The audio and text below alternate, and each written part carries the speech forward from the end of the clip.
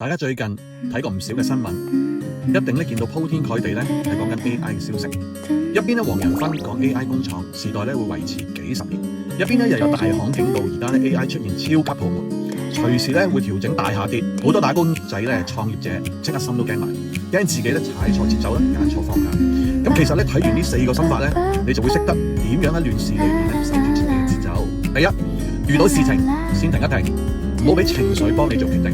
見到 AI 爆紅就衝住去入場，聽到泡沫論就即刻恐慌性咁全部斬倉，全部都係情緒驅動。真正識得揀又識賺錢嘅人，一定會冷靜分析呢個 AI 技術究竟落實到自己嘅行業，定抑或係熱炒嘅概念，停低問題，先唔會被市場風浪沖走。第二，聽到閒話少啲回應。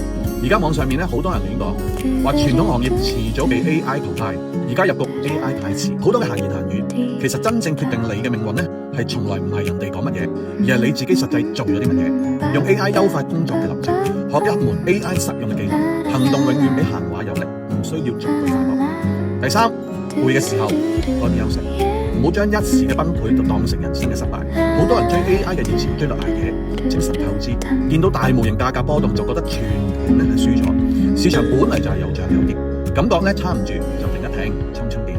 短暫嘅狀態咧下滑係唔等於全盤失敗嘅，休養過後先可以重新佈局。第四，每日堅持做一件小事，慢慢將自己拉翻去正軌，唔好一日想暴富。每日抽半個鐘頭學 AI 嘅工序，研究一個行業 AI 應用嘅案例，日積月累，唔好貪圖一夜踩盡風口啊！穩定從來唔係天生嘅事，係無論 AI 大起大落，你一次次將失衡嘅自己拉翻嚟。而家咧其實科技咧越嚟越快，越要修煉內心嘅一個定力。覺得呢段話幫到你，記得點 like 或者發俾身邊因為 AI 大趨勢而焦慮嘅朋友。願大家喺呢個事裏面咧都做到心定。